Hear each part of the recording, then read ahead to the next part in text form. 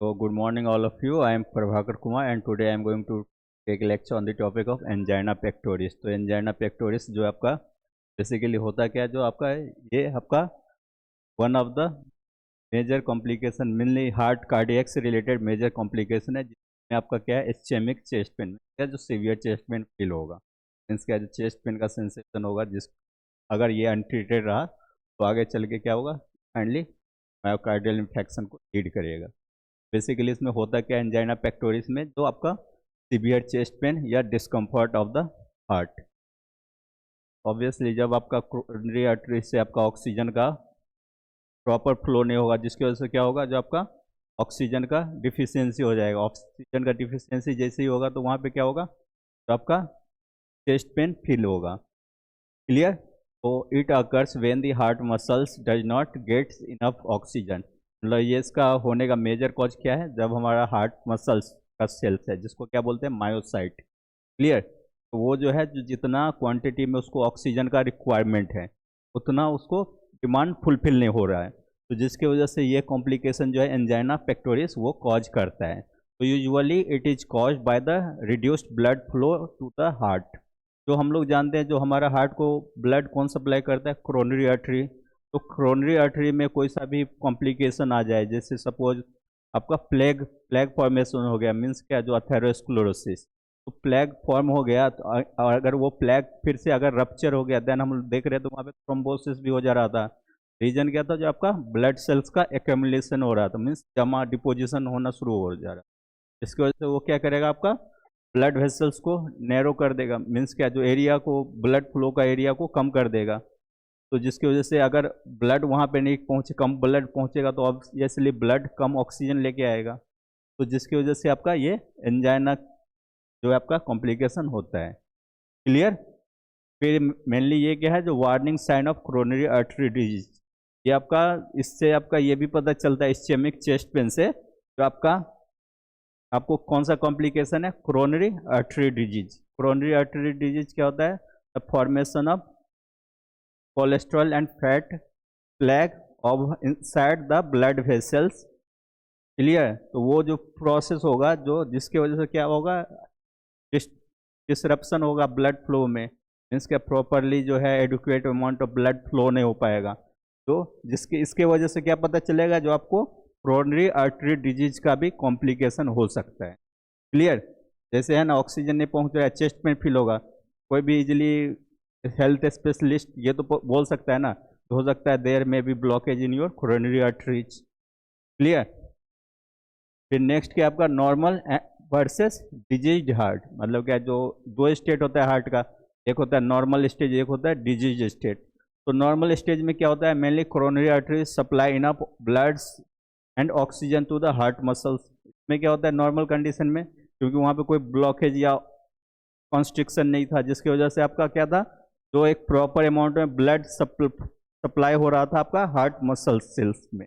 लेकिन आपका जो एंजाइना वाला कंडीशन है उसमें क्या हो रहा है, जो आपका जो कोरोनरी आर्टरी जो है सो आइदर कॉन्स्ट्रिक्ट हो जाएगा, मीन्स कि उसका डायमीटर डिक्रीज हो जाएगा, यानी तो आपका लेस, जिसकी वजह से क्या होगा क्लॉट, यानी तो क्लॉट फॉर्म हो जाएगा, आइदर प्लेटलेट का हो या ब्लड क्लॉट फॉर्म हो। इसकी वजह से क्या होगा, आपका एरिया डिक्रीज हो जाएगा ब्लड वेसल्स का, और वो क्या करेगा, ब्लड को इजीली मूव नहीं करने देगा। क्लियर। जिसकी वजह से आपका ब्लड नहीं मूव करेगा, जिसकी वजह से ऑक्सीजन भी सफिशियंट अमाउंट में नहीं पहुंच पाएगा। क्लियर। तो ये आपका difference between normal and diseased heart का कंडीशन है।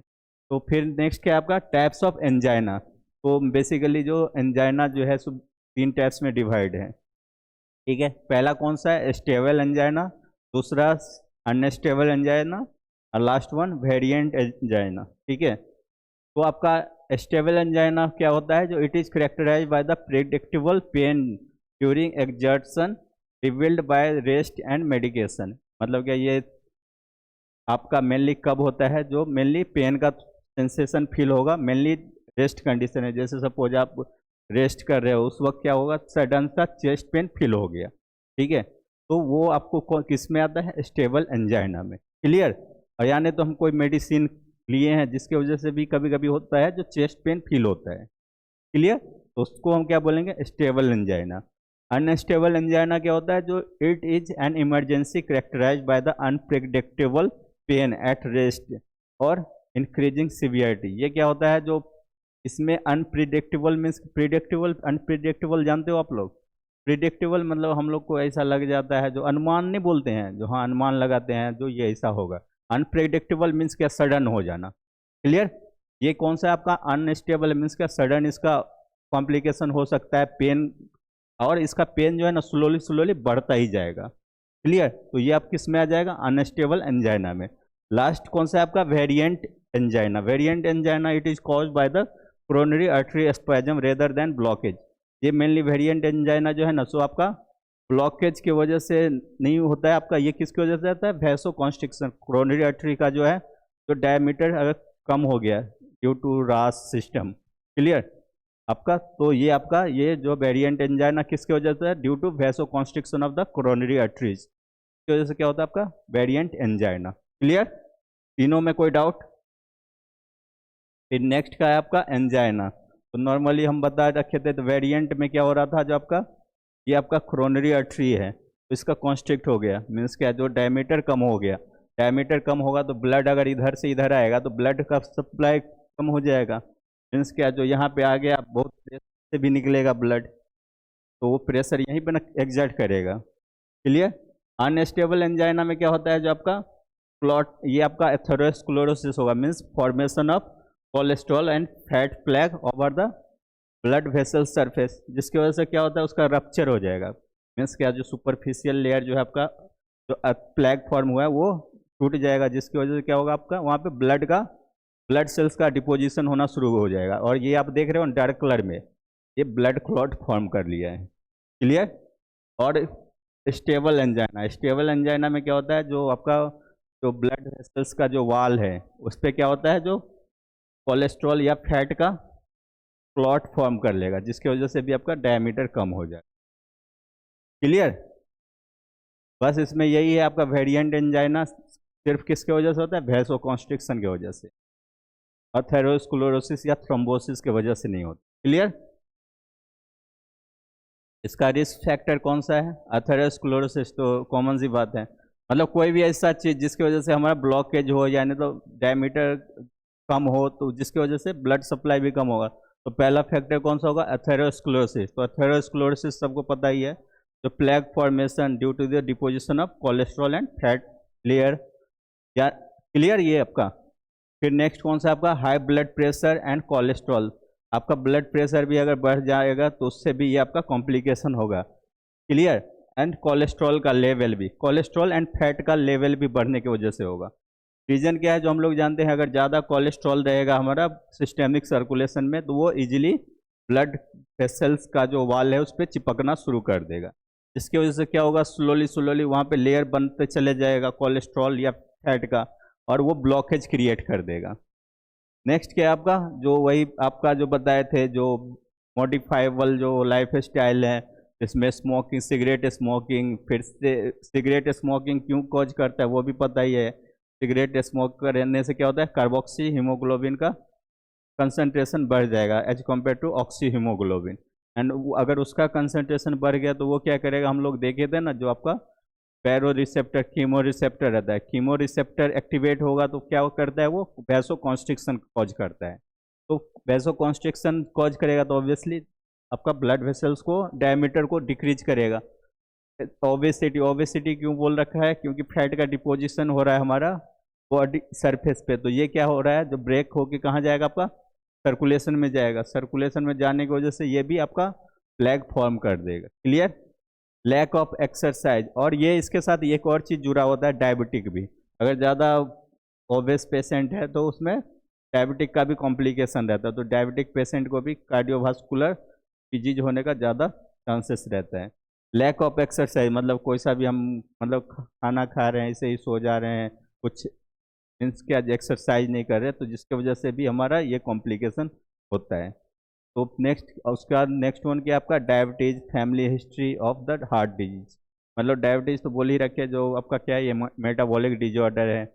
क्लियर। तो इसकी वजह से भी आपका एंजाइना का कॉम्प्लिकेशन बढ़ेगा। दूसरा क्या आपका, फैमिली हिस्ट्री मीन्स जेनेटिक, एक जनरेशन से दूसरा जनरेशन, अगर किसी का जो अभी प्रेजेंट जनरेशन में अगर कार्डियोवास्कुलर डिजीज का कॉम्प्लिकेशन है तो आने वाला जनरेशन में भी चांसेस रहेगा होने का।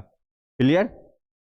नेक्स्ट कौन सा आपका सिम्टम्स ऑफ एंजाइना। तो एंजाइना में मेनली क्या होता है, severe chest pen severe feel होगा। क्यों क्यों होता है, क्योंकि वहाँ पे प्रेशर ज़्यादा एग्जर्ट होता है एंड ऑक्सीजन का डिफिशियंसी की वजह से। तो बेसिकली उसमें क्या हो जाएगा, टाइटनेस एंड स्क्यूजिंग की वजह से होगा। ठीक है, टाइटनेस तो जानते हो ना, मीन्स कहाँ ज़्यादा प्रेशर पड़ता है तो एरिया हो जाता है रिजिड टाइप का हो जाता है। फिर नेक्स्ट क्या आपका, पेन में spread to the left arm, neck, jaw, back and stomach. पहले ही बता रखे हैं, जो पेन जो है सीवियर चेस्ट पेन फील होगा। सीवियर चेस्ट पेन फील होने के बाद वो पेन आपका स्प्रेड होता है, मीन्स क्या पेन आपका फैलना शुरू हो जाएगा, आर्म, फिर नेक, फिर जॉ, फिर आपका बैक पेन, फिर आपका स्टोमक रीजन पे। नेक्स्ट क्या आपका शॉर्टनेस ऑफ ब्रीथ, मीन्स सांस फूलना। नेक्स्ट क्या स्वेटिंग, फैटिग मीन्स क्या muscle pain, nausea and vomiting. तो ये सब सिम्टम्स है आपका एंजाइना का। पैथोफिजियोलॉजी मीन्स क्या, जो ये कैसे कॉज होता है, तो बेसिकली जो आपका इंक्रीज ऑक्सीजन डिमांड। तो आपका इंक्रीज ऑक्सीजन डिमांड मतलब क्या होता है, डिमांड बढ़ जाना, क्योंकि सप्लाई हम लोग कर वहाँ पे जितना चाहिए उतना ऑक्सीजन का हो नहीं पा रहा है। ठीक है, तो जिसकी वजह से डिमांड बढ़ जाएगा, तो उसके वजह से भी होता है। Coronary artery can not supply enough blood. जो हमारा कोरोनरी आर्टरीज है उसमें इधर कॉन्स्ट्रिक्शन या क्लॉट फॉर्म होने की वजह से क्या होता है, इनफ अमाउंट में ब्लड को वो फ्लो नहीं होने देता है। क्लियर। फिर heart muscles get less oxygen and it में कॉज इस्चीमा। जो हमारा हार्ट मसल्स है, जैसे ये आपका ब्लॉकेज हो जाएगा तो वहाँ पे ब्लड नहीं पहुँचेगा, वो फिर क्या होगा, ऑक्सीजन का कंसंट्रेशन कम होने की वजह से वहाँ पे क्या होता है आपका सीवियर चेस्ट पेन फील होगा, उसको हम क्या बोलते हैं, इस्चीमा। क्लियर। फिर नेक्स्ट क्या आपका results in the chest pain and angina attack. जो आपका जो 3 एंजाइना का देखे थे, स्टेबल, अनस्टेबल एंड वेरिएंट, तो वो आपका फाइनली कॉज करेगा। तो नेक्स्ट क्या आपका डायग्नोसिस। इसका डायग्नोसिस तो हम तो बता ही रखे थे, जितना भी हार्ट से रिलेटेड कॉम्प्लिकेशन रहता है तो उसमें आपका मतलब कैसे देखते हैं, तो एक तो जेनेटिक रहा तो फैमिली हिस्ट्री के बेसिस पे या सिम्टम के बेसिस पे। मीन्स क्या चेस्ट सीवियर चेस्ट पेन हो रहा है, फिर वो पेन जो है स्प्रेड हो रहा है पूरा बॉडी रीजन में। क्लियर। यही पेन पैटर्न उसी को बोलते हैं। मीन्स क्या पेन यहाँ चेस्ट से स्टार्ट हुआ, फिर वो आपका मीन्स हाथ, गला, बैक, स्टोमक, यहाँ पे आपका स्प्रेड हो जाएगा। ईसीजी मीन्स इलेक्ट्रोकार्डियोग्राम, जो आपका हार्ट का एक्टिविटी चेक करता है। फिर इको कार्डियोग्राम, जो आपका हार्ट का अल्ट्रासाउंड जिसको बोलते हैं, बता ही रखे थे, जो वेव के थ्रू हम लोग हार्ट का एक्टिविटी चेक करते हैं। इसमें स्ट्रेस टेस्ट, इसमें आपका स्ट्रेस मेजर करता है। स्ट्रेस मतलब तो जानती हो, ज़्यादा कितना प्रेशर पड़ रहा है हार्ट मसल्स पे, तो वो। क्लियर।